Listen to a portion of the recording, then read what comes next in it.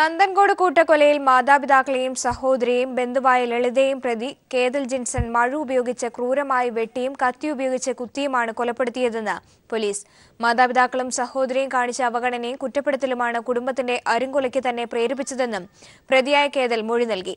കേതൽ ജിൻസൺ മാനസിക രോഗിയാണെന്ന രക്ഷിതാക്കളുടെ പ്രചരണവും കൊലപാതകത്തിന് ആക്കം കൂട്ടിയതായും പോലീസ് കോടതിയിൽ സമർപ്പിച്ച കസ്റ്റഡി അപേക്ഷയിൽ വ്യക്തമാക്കുന്നു.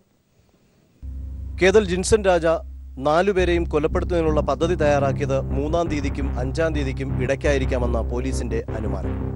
5-ാം തീയതി രാവിലെ തന്നെ അച്ഛനും സഹോദരിയും പുറത്തേക്ക് പോകുന്നു. അപ്പോൾ വീട്ടിൽ അമ്മ മാത്രമാണുള്ളത്. അമ്മയെ തൻ്റെ പുതിയ കമ്പ്യൂട്ടർ ഗെയിം കാണിക്കാനായി തൻ്റെ റൂമിലേക്ക് കേതൽ വിളിച്ചു വരുന്നു. കമ്പ്യൂട്ടറിലെ ഗെയിം കാണിക്കുന്നതോടൊപ്പം തന്നെ മഴ ഉപയോഗിച്ച് തലയ്ക്ക് വെട്ടി മൃഗീയമായി കൊലപ്പെടുത്തുന്നു. അതിനുശേഷം ഫ്ലോർ ക്ലീനർ ഉപയോഗിച്ച് ബ്ലഡും മറ്റും തുടച്ചു മാറ്റിയ ശേഷം മൃതദേഹം വലിച്ചിഴച്ചുകൊണ്ട് ബാത്റൂമിലേക്ക് കൊണ്ടുപോകും. ആ സമയത്ത് അച്ഛൻ വീട്ടിലേക്ക് വരുമ്പോൾ സഹോദരിയും ഒപ്പമുണ്ടായിരുന്നു. അച്ഛന് മദ്യം കൊടുക്കുന്നു, മദ്യം കൂടുതൽ കുടിപ്പിക്കുന്നു. അച്ഛൻ അതിനുശേഷം മുകളിലേക്ക് കൊണ്ടുവരുന്നു. തൻ്റെ പുതിയ ഗെയിം കാണണമെന്ന് അച്ഛനെയും ക്ഷണിക്കുന്നു.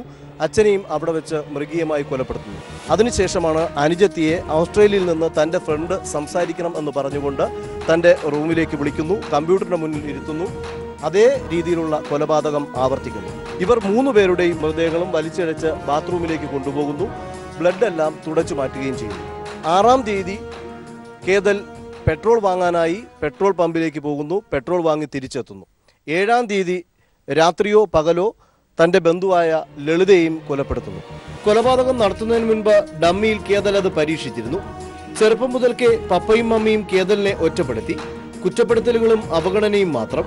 കേതലിനേക്കാൾ കൂടുതൽ സ്നേഹം സഹോദരിയായ കരോളിന് നൽകി. സഹപാഠികളോട് കേതൽ മാനസിക രോഗിയാണെന്ന് മാതാപിതാക്കൾ പറഞ്ഞു. പഠനത്തിൽ പിന്നാക്കം നിന്ന കേതലിനെ രക്ഷിതാക്കൾ കുറ്റപ്പെടുത്തി. തുടങ്ങിയ കാര്യങ്ങൾ കൊലപാതകത്തിന് ആക്കം കൂട്ടിയതായും പോലീസിന്റെ കസ്റ്റഡി അപേക്ഷയിൽ വ്യക്തമാക്കുന്നു.